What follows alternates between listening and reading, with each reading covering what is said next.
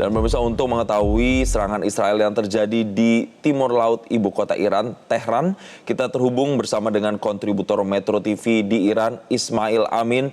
Ismail, bisa Anda ceritakan kembali atau gambarkan bagaimana situasi terkini di sana setelah Israel melakukan serangan? Ya, Mas Jason, sebagaimana diberitakan pada pukul 3.30 waktu setempat, Iran telah melancarkan operasi yang bisa dikatakan skala besar karena menyasar beberapa target di seluruh wilayah Iran. Terdengar ledakan, dilaporkan terdengar ledakan dari Kars, Kermanshah, di Tehran, di Hamedon, di Isfahan, di Ahwaz, dan Loreston.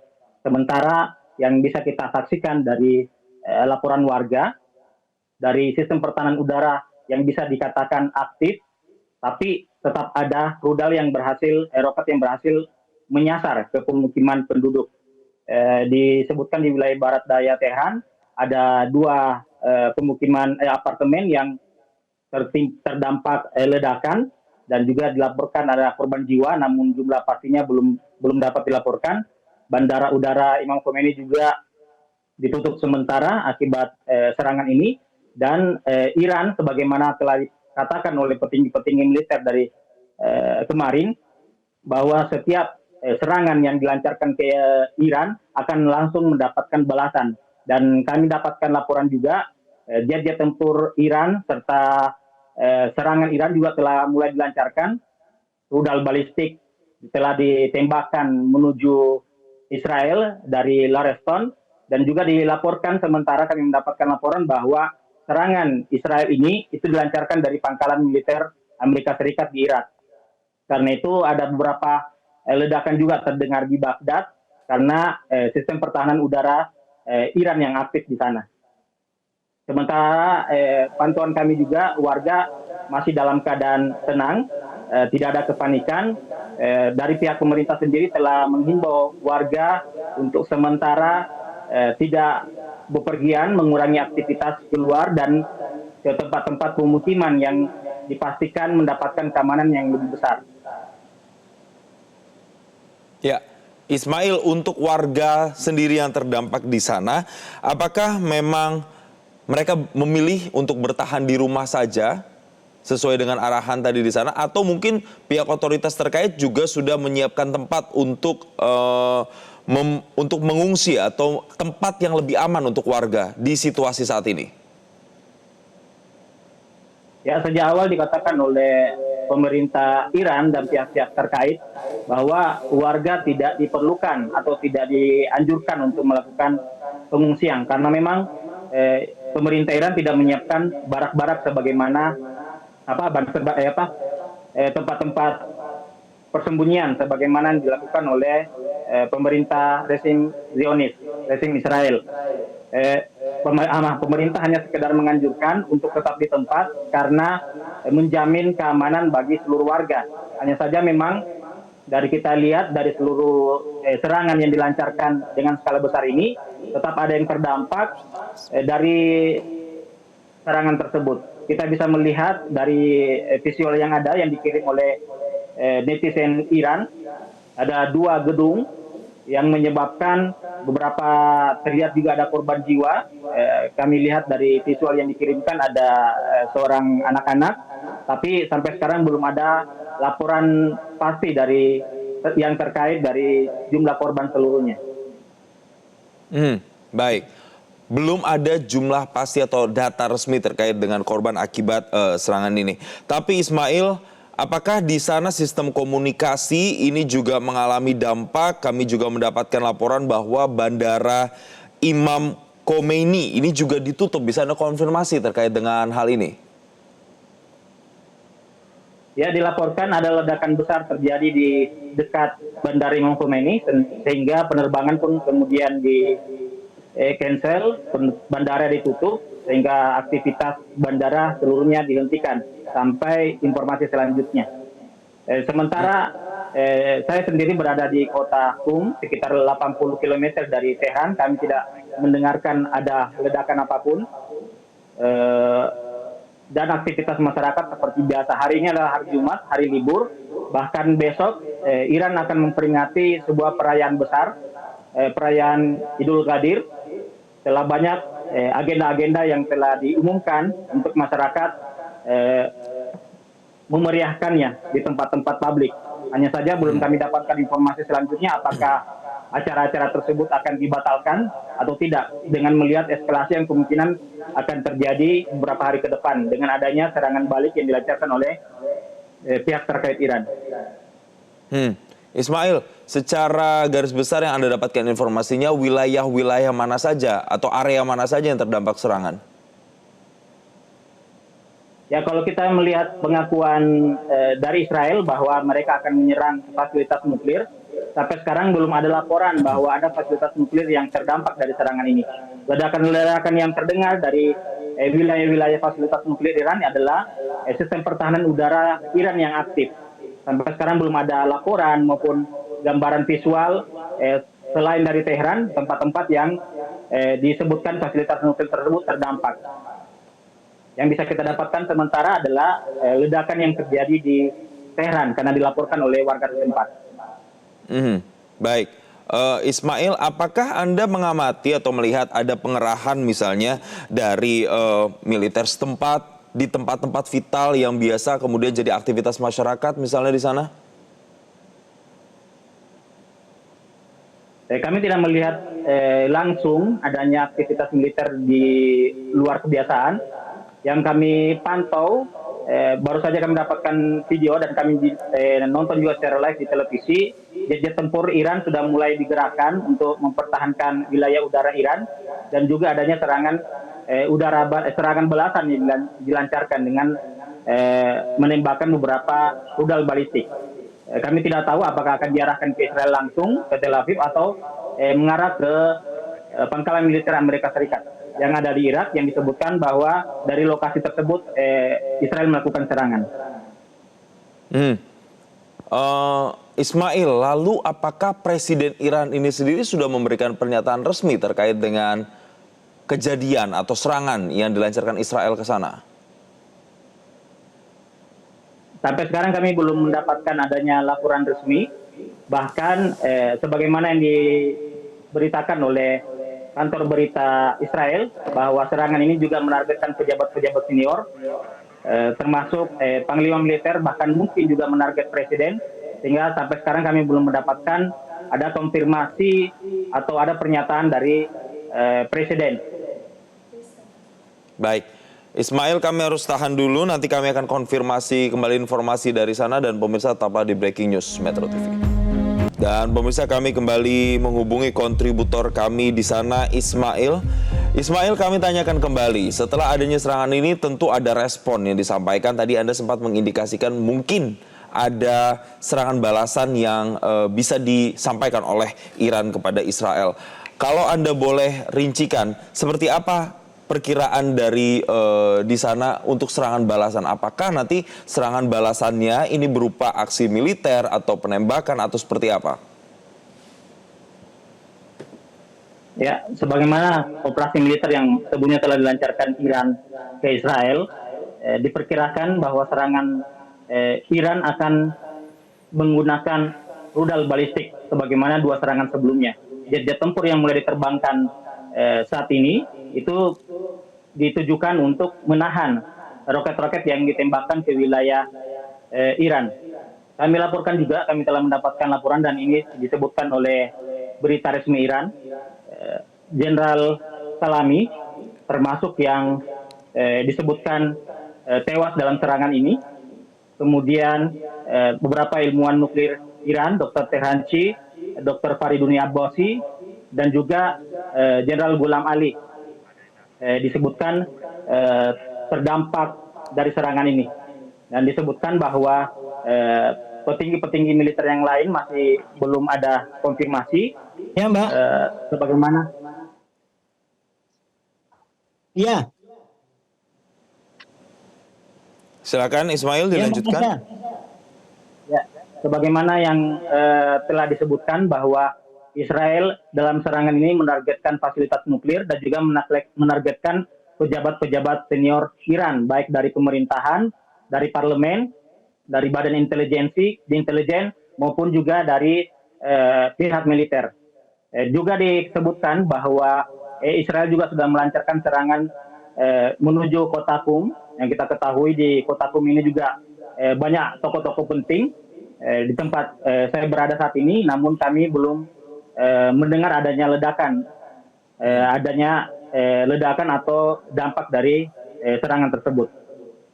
Baik, Ismail kami tahan dulu karena kami juga akan terhubung lagi bersama dengan narasumber berikutnya dan menanyakan lebih dalam serangan Israel ke Iran ini bersama dengan pengamat Timur Tengah Hasibullah Satrawi. Selamat pagi, Pak Hasibullah. Selamat pagi, Mas. Baik, terima kasih telah bergabung di Breaking News Metro TV. Pak Hasibullah, apa yang bisa kita baca dari waktu dan sasaran yang dipilih Israel dalam serangan hari ini? Apakah ini lebih kepada bersifat simbolik saja atau ini benar-benar strategis menargetkan kemampuan nuklir Iran?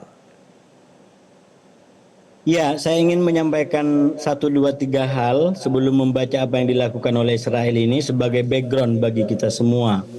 Yang pertama, Mas, kalau kita lihat perkembangan terkini, memang Iran sekarang sedang terlibat dalam perundingan nuklir dengan Amerika yang dipilih oleh Trump agar tidak menjadi serang menyerang.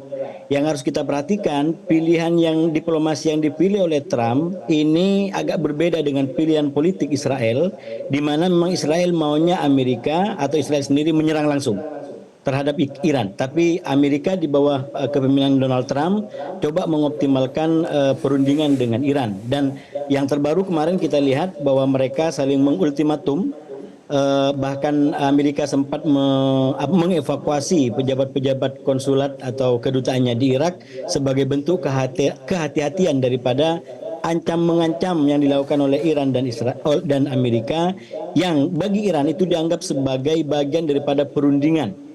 Jadi ini satu konteks, Mas, yang harus kita pahami. Dan yang kedua, kita lihat di internal Israel kemarin juga baru diadakan kayak semacam penggalangan pendapat di Knesset terkait dengan pembubaran parlemen yang diajukan oleh kelompok kelompok oposisi, dan kubu Netanyahu memenangkan itu sehingga Netanyahu dengan pemerintahnya bisa lanjut minimal sampai 6 bulan ke depan.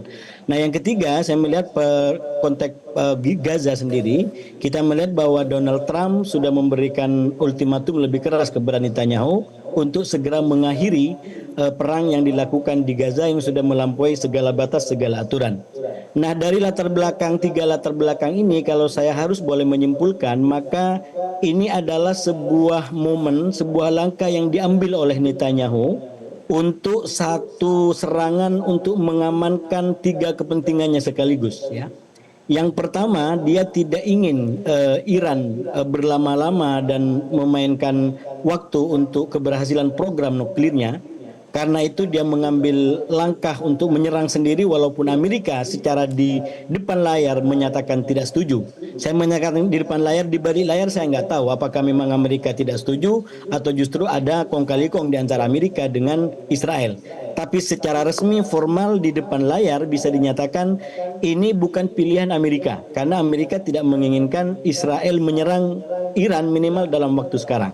Tapi kemudian Israel lakukan serangan ini, maka dia mengambil satu langkah untuk 3 kepentingannya sekaligus, yaitu memastikan Iran ke depan tidak menjadi ancaman bagi Israel dengan program nuklirnya, dan yang kedua, dengan kepentingannya ini maka Netanyahu ingin memenangkan lebih besar lagi di dalam negerinya, sehingga dia semakin dilulukan sebagai penyelamat oleh bangsa Israel, oleh orang-orang Israel yang mendukung perang ini. Karena kita tahu sebagaimana saya sampaikan tadi, internalnya sendiri lagi penuh gejolak di antara yang ingin Netanyahu segera berakhir pemerintahnya dan yang lanjut. Dan yang ketiga, tentu yang dia harapkan adalah dengan ini semua maka perundingan yang terjadi di Gaza dengan Hamas ini menjadi kayak semacam menjadi lebih kuat. Karena kalau bagi Netanyahu perundingan itu senyawa dengan tekanan militer. Tidak ada perundingan tanpa tekanan militer. Jadi dia akan tetap berunding sambil melakukan serangan militer secara lebih keras. Nah, ini yang saya melihat serangan yang dilakukan Israel hari ini atau saat ini ke Iran itu adalah bagian dari upaya Netanyahu yang kita kenal sangat keras kepala untuk satu langkah lalu memenangkan tiga kepentingannya sekaligus. Gitu Mas. Ya, Pak Hasibuloh, tadi kami mencoba mengkonfirmasi bersama dengan Ismail, kontributor kami di sana. Ternyata nampaknya Iran juga sudah mulai mengaktifkan sistem pertahanan udara mereka. Sejauh mana nantinya Anda analisa kemampuan balasan Iran nantinya bisa memicu konflik regional skala penuh atau dalam skala yang lebih besar? Ya, saya membaca dari beberapa bulan yang lalu perang ini terjadi juga yang melibatkan Iran. Maka sebenarnya kalau ini diladeni oleh Israel, maka memang itu yang diinginkan oleh Israel dan Netanyahu.